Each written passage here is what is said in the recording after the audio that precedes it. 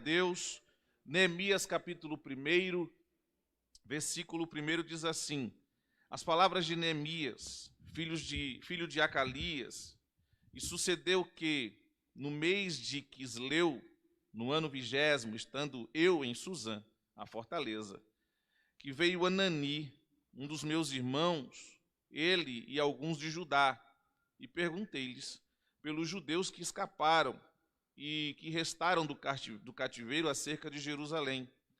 E disseram-me: os restantes que não foram levados para o cativeiro, lá na província, estão em grande miséria e desprezo, e os muros de Jerusalém fendidos e as portas queimadas a fogo. Versículo 4. E sucedeu que, ouvindo eu essas palavras, assentei-me e chorei, e lamentei por alguns dias, e estive jejuando e orando perante o Deus dos céus. Quanto pode dizer amém? Meus irmãos, para quem gosta um pouco de história, o livro de Neemias, ele é um livro que a gente chama de pós-exílio. Talvez nós possamos dizer aí que, contando com os profetas menores também, ele é um dos 3 livros mais importantes do pós-exílio. Ele está na sequência ali dos livros de Esther, Esdras e, consequentemente, esse livro que nós lemos, o livro de Neemias. O que acontece nesse livro, ou o que acontece nesse contexto? A história diz que Neemias ele é copeiro do rei. O exílio, teoricamente, acabou. O povo de Israel está voltando, está começando a retornar para a sua terra, para Judá e, consequentemente, para Jerusalém. E o que acontece é que o que eles encontram na terra não é uma informação boa. Porém, se a gente parar para observar, Neemias ele está muito bem, obrigado. Por quê? Porque Neemias ele não foi obrigado a sentir a dor, a angústia do povo de Israel. Porque ele está em Suzã. Ele está numa terra onde quem habita nesse lugar é o rei. Eu acabei de falar, ele era copeiro do rei, consequentemente ele mora bem, porque ele serve o rei diretamente. Alguns historiadores vão dizer que a função desse rapaz aqui, chamado Neemias, não era outra senão, primeiramente, cuidar da alimentação do rei, era ele que separava a alimentação, e, por consequência, era ele que fazia a prova do alimento. Isso quer dizer que, se o alimento estivesse, por exemplo, envenenado, Neemias seria ali o primeiro a morrer, e, consequentemente, não deixaria com que o rei morresse. Neemias está bem. Digamos que ele tem um excelente emprego. Digamos que ele se veste muito bem. Digamos que ele está com um excelente salário e tem reconhecimento. Afinal de contas, quem trabalha diretamente com o rei tem o seu nome conhecido por outras pessoas. Só que Neemias está numa função, numa posição privilegiada, e de repente ele recebe uma visita de um rapaz chamado Anani, e ele cria na sua cabeça de fazer uma pergunta, de fazer um questionamento. E qual é o questionamento? O questionamento é: e os nossos irmãos?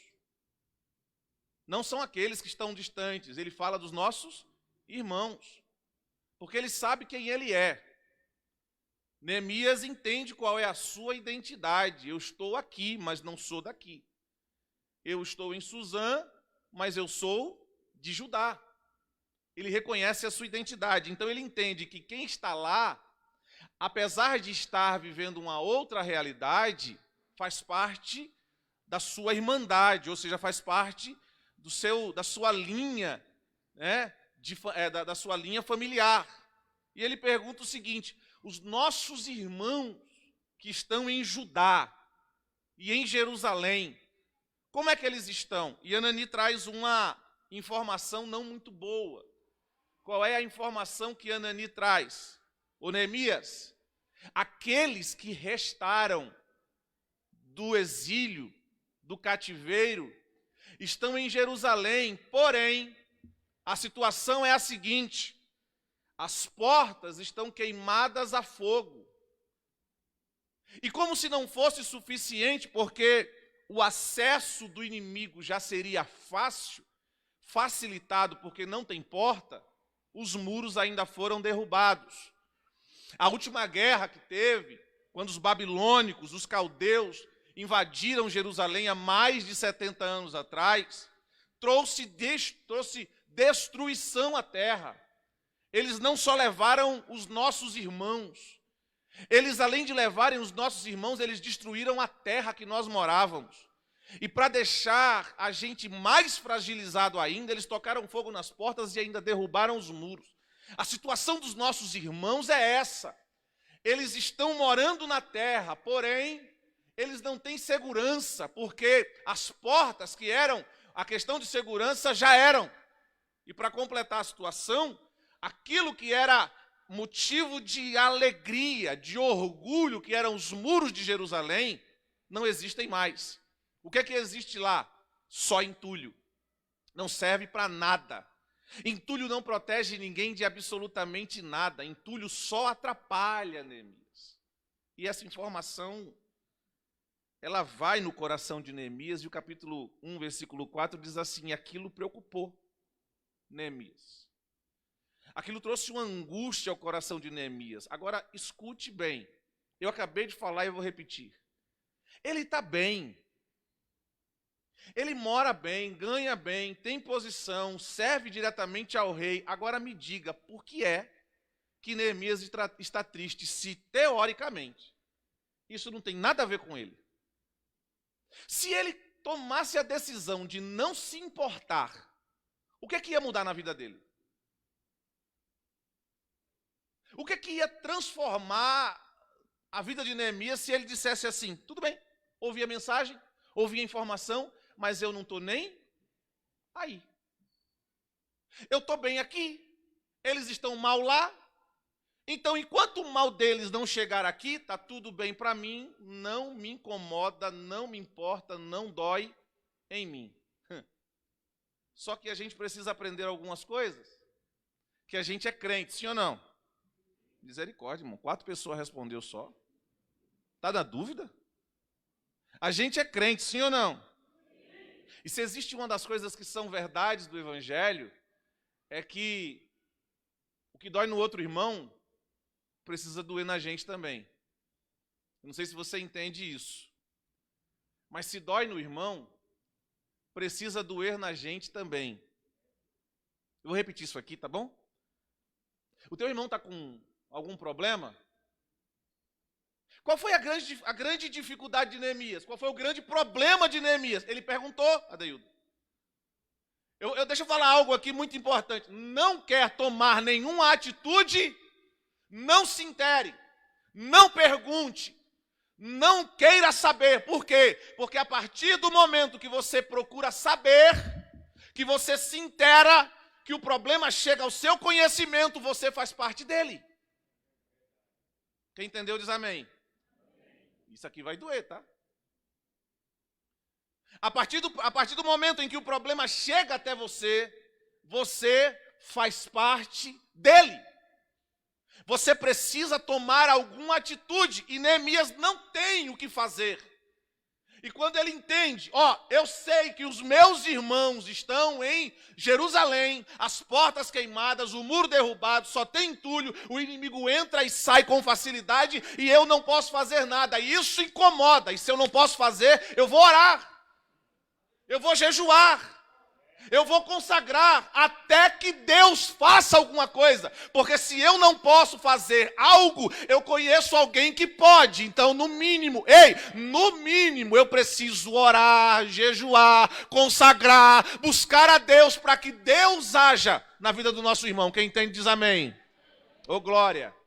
Não quer saber ou não quer se inteirar, não quer fazer parte, não procura saber.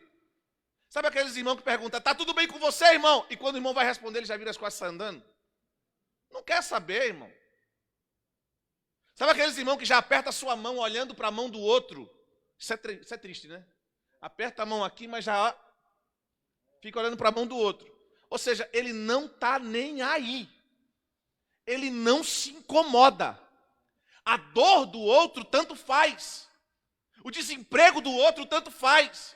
A fome do outro tanto faz. A enfermidade do outro tanto faz. E pelo amor de Deus, nós servimos a um Deus que se preocupa. E se nós somos filhos desse Deus, a gente precisa aprender com ele. Se dói no irmão, tem que doer em mim também.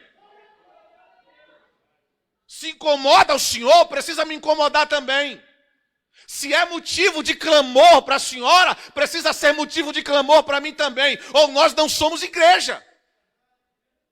Se te incomoda, se tira a tua paz, precisa tirar a minha paz também. Por quê? Porque eu sirvo a um Deus que se incomoda com isso. E enquanto você não estiver em paz, não pode ter paz em mim também. Pelo amor de Deus, entenda. Se te incomoda, me incomoda. Se dói em você, dói em mim também. Por quê? Porque se é motivo de oração para você, vai ser motivo de oração para mim também. Quem entende isso? Qual é o problema? Ele se inteira da situação, ele procura saber o que está acontecendo. Como é que está o povo lá? Não tem porta, não tem muro, o acesso do inimigo é livre, o inimigo entra, toma o que a gente tem, vai embora, ninguém pode fazer nada, não tem exército, não tem segurança, não tem nada. E o que o povo faz? Passa fome. Qual é a situação que ele diz? O povo está em miséria. Aí ele vai orar, e a oração de Neemias me chama muita atenção. A oração de Neemias é assim, ó. Primeiro, vamos lá. Neemias está onde? Dentro do palácio. A pergunta que eu faço para quem gosta de teologia é: qual foi o pecado de Neemias lá há 70 anos atrás? Nenhum. Mas sabe o que ele faz? Se você continuar lendo o texto, ele vai assim, ele vai chegar diante de Deus e falar assim: Senhor, Deus dos céus, eu reconheço o que é Neemias? Que eu e a casa do meu pai pecamos. E pecamos contra o Senhor. Neemias podia dizer assim: foi o meu pai, foi minha mãe, foi meu avô, foi todo mundo, menos eu. Não. Ele está dizendo o seguinte: eu confesso. Eu sei que eu tenho culpa no cartório.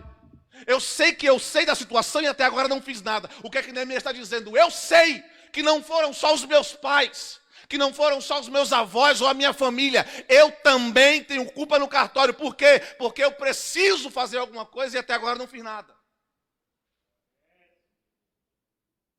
Eu tenho a capacidade de fazer e não fiz. Eu tenho a possibilidade de tomar alguma atitude e até agora não tomei. Deus está falando com alguém aqui. Porque Deus não fala só quando diz assim: vou te abençoar, vou te dar carro, vou te dar casa, vou te dar bênção, vou abrir a porta. Deus às vezes também puxa um pouquinho a orelha da gente, que é para dar uma equilibrada, entendeu?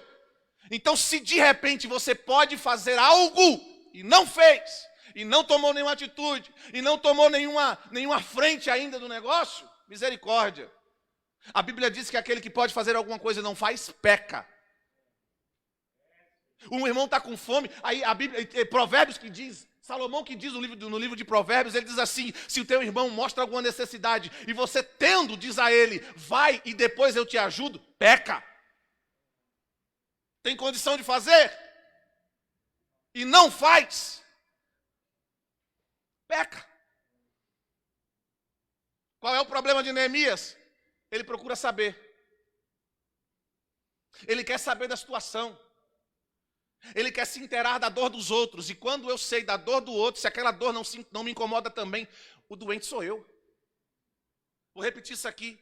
Se a dor do irmão não me incomoda, o insensível sou eu. Se a falta de fé do irmão, a angústia do irmão não incomoda a mim também, quem é o descrente? Sou eu. E a gente tem me permite, irmão, a gente está num culto de Santa Ceia. Por exemplo, somos um irmão da igreja, a gente tem mania de dizer: a gente aqui não. Vai que tá, né? Outro lugar, aqui não. Aqui não. Desviou porque quis. Foi embora porque quis. Foi embora porque quis nada. A nossa obrigação não é deixar ir embora, não. A nossa obrigação é sentir a angústia, a dor, a distância e ir atrás. Ou a alma não vale? Quanto é que você pagaria para adquirir a sua salvação? Você. Se a tua salvação você pagaria tudo, a Bíblia diz que uma alma vale mais que o mundo inteiro. Então, pelo amor de Deus, a alma do meu irmão vale muito. inclusive meu tempo.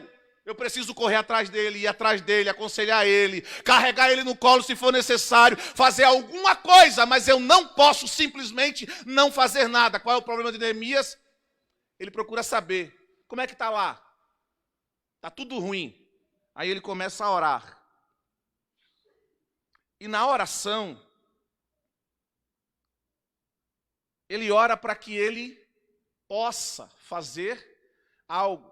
É engraçado, Adeildo, que isso aqui, porque ele não ora dizendo assim, Senhor, levanta alguém, manda um profeta lá, manda um sacerdote, manda um irmão, manda uma irmã, manda um pastor lá fazer alguma coisa. Ele vai orar dizendo assim, Senhor, me ajuda a eu fazer alguma coisa. A oração de Neemias é me ajuda, me dá estratégia, me ensina o que fazer, como fazer e quando fazer. E aí ele simplesmente se apresenta diante do rei. E quando ele se apresenta diante do rei, isso me faz entender que Neemias sempre estava com semblante feliz. Porque no dia que ele chega diante do rei com um semblante triste, o rei chama a atenção dele. Neemias, o que está acontecendo? Como assim, meu rei? Você está com semblante triste? Você nunca me serviu assim? Você nunca foi assim? E de repente agora você vem servir o meu prato, a minha comida? Você está diante do rei e está triste? O que está acontecendo? Aí ele começa a contar a história que ele ficou sabendo. Sabe o que é, meu rei? É que os meus irmãos lá em Jerusalém estão numa situação complicada. As portas foram tocadas a fogo, os muros foram jogados no chão, o inimigo entra e sai, faz o que quer. As coisas estão acontecendo lá de mal a pior e eu não estou podendo fazer nada. Aí o rei pergunta para ele, o que é que você precisa? Primeira lição, eu queria que você entendesse e se você quiser anotar, anota. Porque isso aqui precisa fazer parte da tua vida. Primeira lição que eu preciso aprender com Neemias, escuta isso. Se Deus põe um projeto no teu coração, Ele mesmo vai prover as ferramentas. Você não entendeu? Fazer igual aqueles pregadores, você não entendeu, foi nada. Eu vou repetir tudo de novo, né? Como se os irmãos fossem bobos, né? Mas escuta só. Se Deus colocou algo no teu coração, não, eu não estou dizendo que Deus colocou algo no teu coração para outro fazer. Porque isso não existe. Deus coloca algo no teu coração, é para você fazer. O que Deus colocou no teu coração é para você mesmo. Agora entenda, às vezes a gente fica preocupado, Deus colocou algo no meu coração, mas o pastor não vê, o prefeito não vê, as pessoas não vê, a igreja não vê, o líder não vê. Pelo amor de Deus, entenda, quem é o projeto de Deus no coração de vocês? Não foi o próprio Deus que plantou o projeto? Então eu quero dizer para alguém aqui, profetizar na vida de alguém, para que você entenda de uma vez por todas. Se Deus colocou o projeto, quem vai dar as ferramentas é Ele mesmo.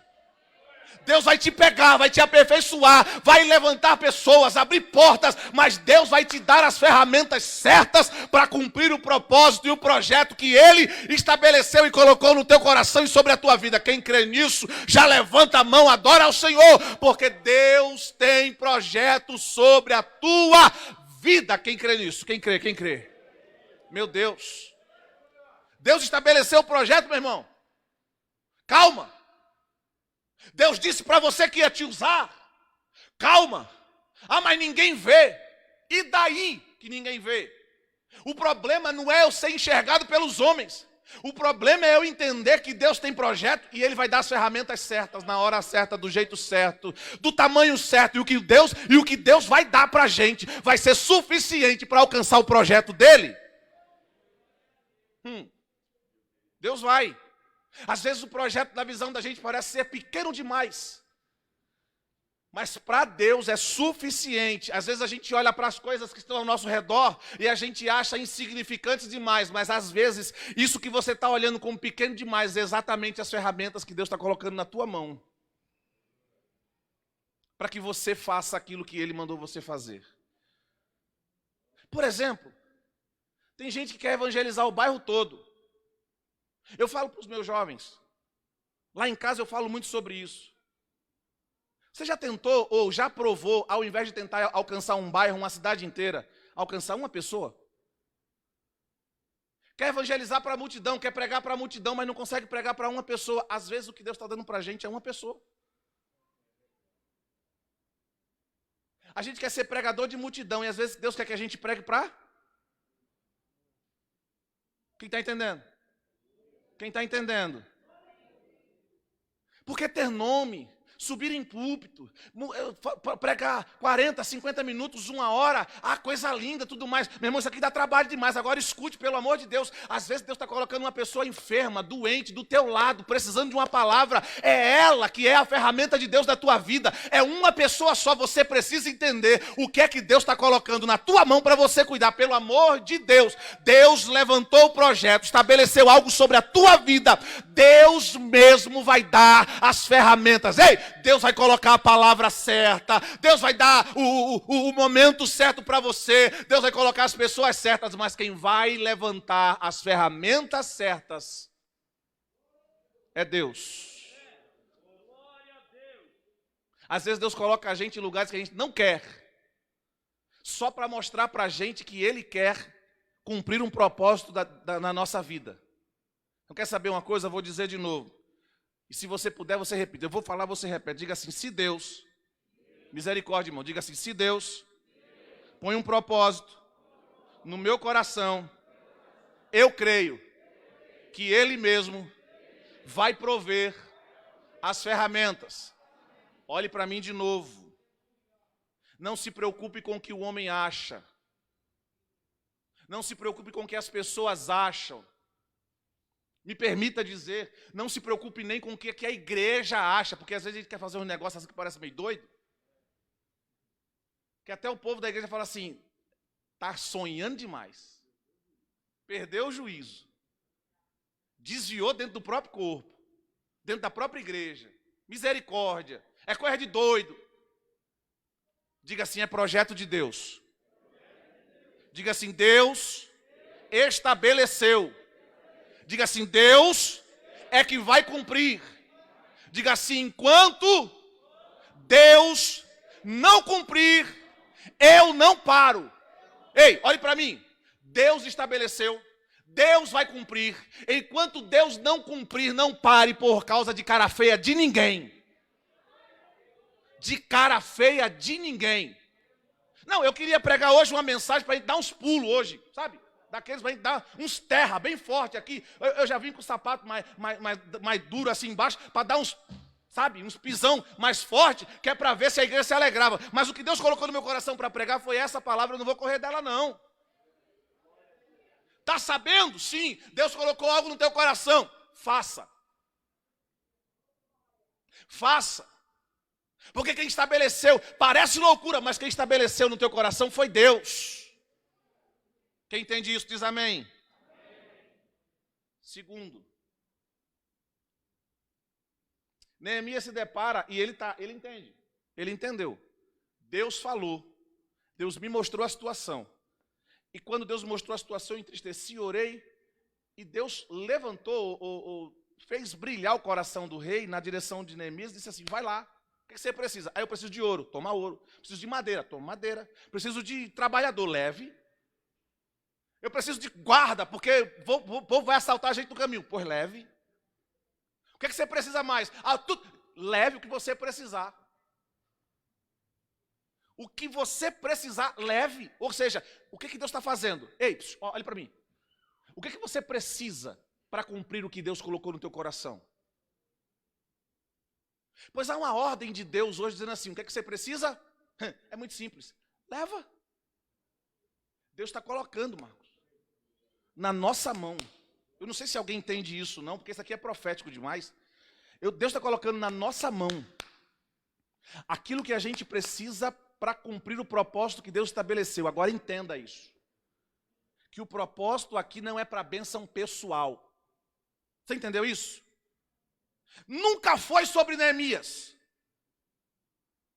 A bênção que Deus está estabelecendo aqui nunca foi sobre Neemias. Neemias vai trabalhar, vai viajar, vai ter intérpretes, vai ter gente duvidando, vai ter grito no ouvido, mas nunca foi para Jeremias, ou para Neemias. Nunca foi para ele.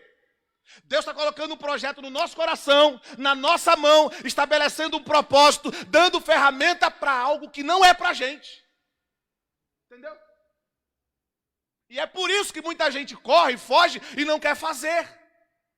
Porque não é para mim. Não vai me abençoar. Não vai engrandecer meu nome. E daí?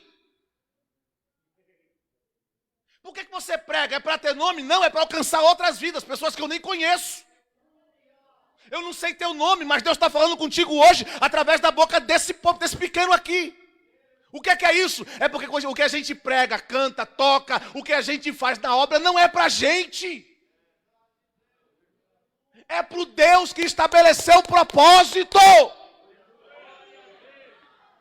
E o propósito estabelecido alcança vidas. Deus está alcançando vidas através da tua vida. Quem crê nisso, pelo amor de Deus, já levanta a mão, adora ao Senhor e entenda, você faz parte do propósito que Deus estabeleceu. Às vezes você é a perfeita ferramenta que Deus está trazendo para que o propósito se cumpra.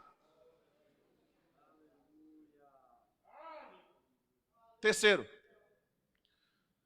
nem mesmo as críticas podem arrancar o propósito do seu coração.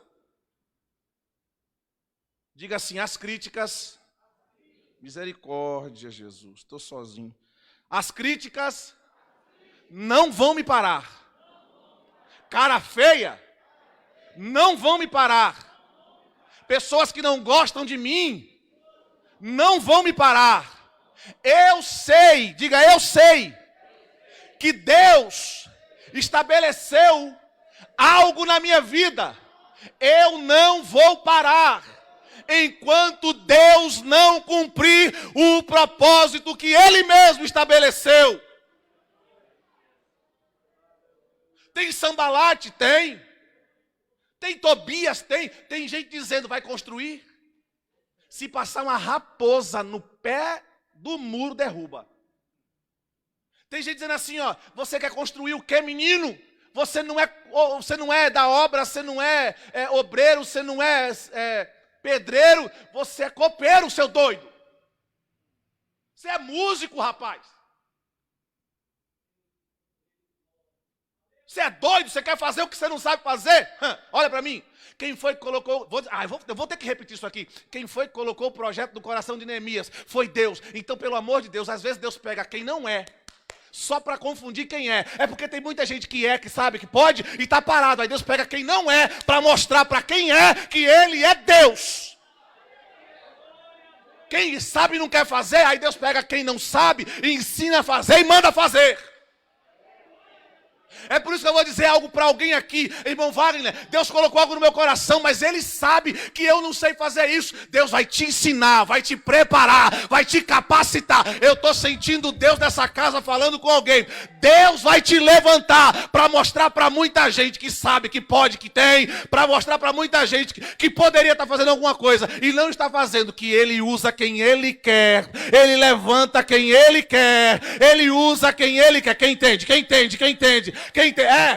É você mesmo pequeno, é você mesmo que não tem nome, é você mesmo que se acha ninguém. Deus vai te levantar, Deus vai te usar com poder e autoridade sobre essa terra, e vidas serão alcançadas através da tua vida. Quem crê nisso?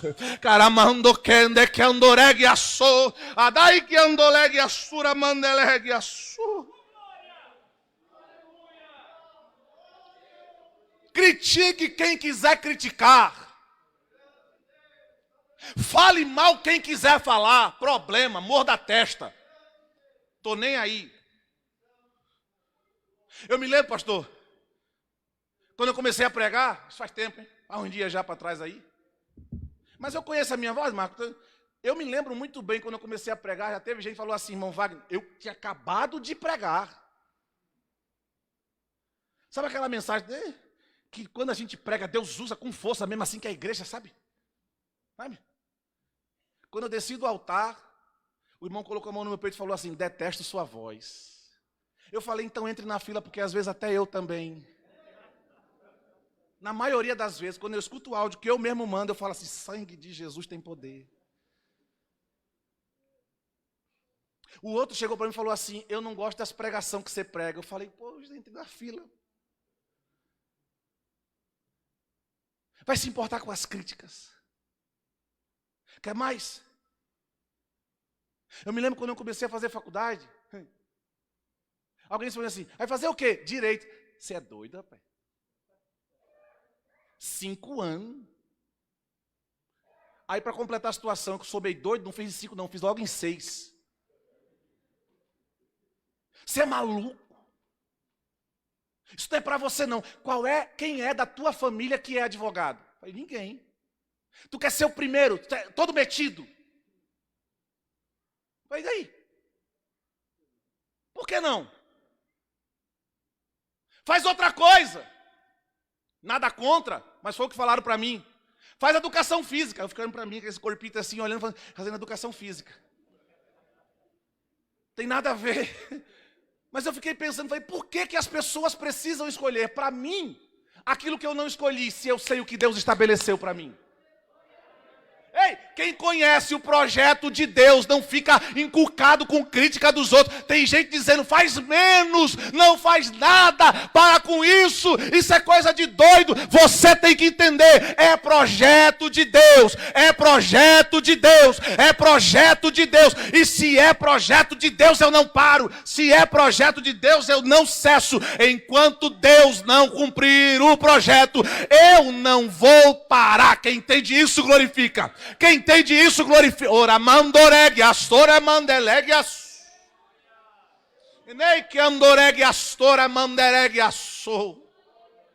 Aleluia. Para terminar. Eu tentei ser rápido. Para terminar. Qual era a situação do muro mesmo?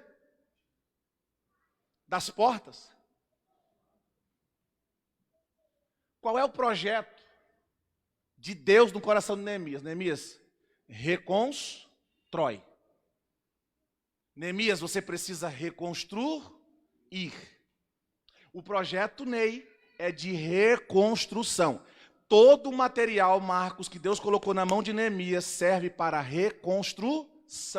O que Deus colocou no coração de Neemias é um projeto de reconstrução. As ferramentas que Deus colocou ao redor, pessoas ao redor de Neemias, são pessoas que sabem fazer reconstrução. Então não tenta fazer outra coisa. Agora escute.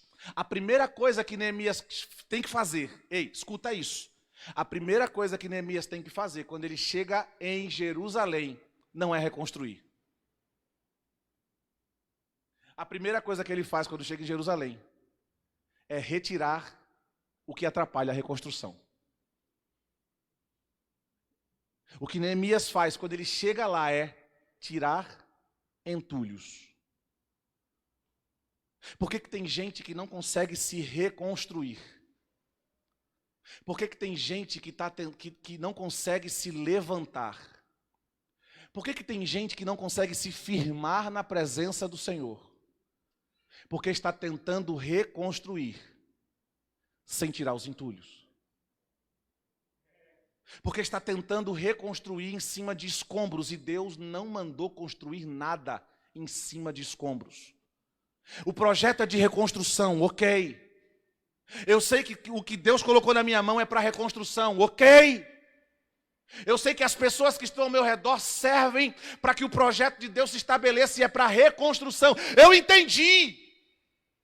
Mas eu tenho que entender também que os muros estão caídos e os muros estão no chão. E o que acontece? Tem muito entulho no lugar. E para que as coisas se levantem, eu preciso tirar o que foi derrubado primeiro. Então tem alguém entendendo aqui nessa noite, porque Deus está falando com alguém aqui. Deus me deu essa palavra, me fez lembrar dessa mensagem, porque Deus quer falar com alguém aqui. Está tentando reconstruir onde não dá para reconstruir, porque tem muito entulho. O que Deus está falando para alguém hoje aqui é: tira o entulho primeiro. Limpa o terreno primeiro. Por quê? Porque Deus já deu o projeto, Deus já deu a ferramenta, Deus já deu o sonho. Deus já estabeleceu o propósito, só falta você fazer a sua parte. Qual é a minha parte, irmão Wagner? Tira o entulho. Aí eu termino a mensagem. Olhe para mim. O que é que está te atrapalhando? de se manter firme na presença do Senhor. O que é que está te atrapalhando de viver o propósito que Deus estabeleceu para você? Irmão Wagner, Deus até me deu um sonho, mas eu não consigo viver esse sonho porque tem muita coisa atrapalhando, são os entulhos. O que Deus está dizendo para mim nessa noite, dizer para você essa noite, é noite de você pegar aquilo que não serve, que está no lugar errado, tirar dali, jogar fora, para que Deus estabeleça uma reconstrução na tua vida. Tem casas que estão destruídas e Deus está dizendo, tira o entulho. Tem vidas espirituais destruídas e Deus está dizendo, tira o entulho. Tira o que atrapalha, tira o que te dá trabalho, tira o que tira a tua paz, joga fora, lança fora. Por quê? Porque o propósito de reconstrução já foi estabelecido. Fique de pé.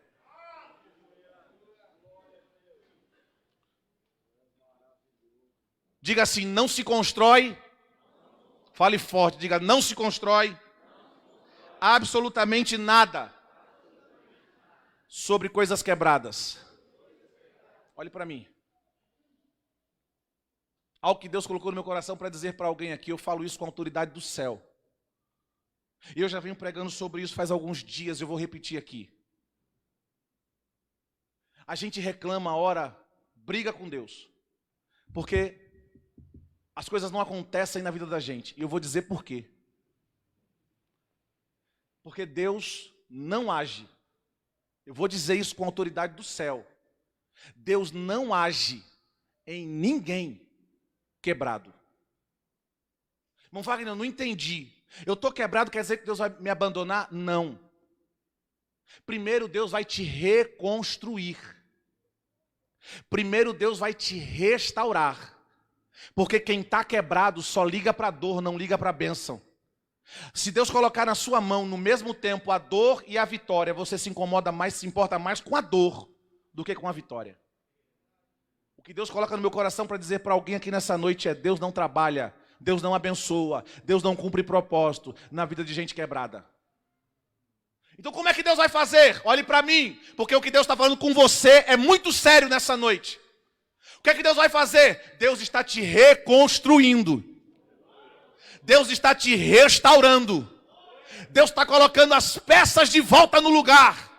Deus está colocando aquilo que estava quebrado no seu devido lugar. Para quê? Para que Deus te reconstrua. E uma vez reconstruído, a bênção de Deus se estabelece de uma vez por todas sobre a tua vida. Quem crê nisso, adora ao Senhor. Oh glória! Queria chamar todo mundo aqui na frente, mas pode não. Nem dá tempo. Mas eu quero orar por pessoas aqui. Aí mesmo onde você está. Mas eu não sei, e de repente tem alguém aqui, nesse meio, que precisa reatar uma aliança com Cristo nessa noite e entendeu que a mensagem é para você. Você entendeu que você não pode sair daqui quebrado de novo. Você não pode voltar para casa quebrado de novo. E de repente você entendeu, Deus está querendo me reconstruir. Mas eu preciso tomar uma atitude. Eu preciso permitir que Deus me reconstrua. Eu preciso permitir que Deus me refaça. Para que Ele estabeleça a bênção sobre a minha vida. Eu não sei, mas se é contigo que Deus está falando.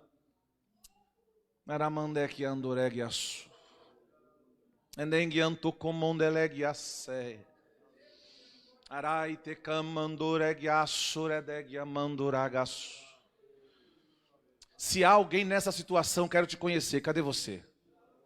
Cadê você? Irmão Wagner, eu quero reatar uma aliança com Cristo nessa noite. Cadê você? Em nome de Jesus. Em nome de Jesus. Toma coragem. Toma coragem. Em nome de Jesus. Curva a tua cabeça, põe a mão no seu coração. Pai, em nome de Jesus, eu quero orar pela tua igreja, pelos teus filhos e filhas. Eu preguei a tua palavra de forma simples, tentando ser o mais objetivo possível, mas o Senhor fala melhor aos corações. Deus, ninguém pode transformar senão o Senhor. Ninguém pode restaurar senão o Senhor. Ninguém pode reanimar senão o Senhor. Ninguém pode estabelecer propósito sobre a vida senão o Senhor. Eu me preocupo, Jesus, com teus filhos. Nós nos preocupamos com a vida dos teus filhos, Senhor. E eu quero que o Senhor desça sobre nós essa noite uma unção diferente, Senhor. Uma unção de alegria, de ousadia sobre a tua igreja, Pai. Onde houver alguém triste, restabelece a alegria.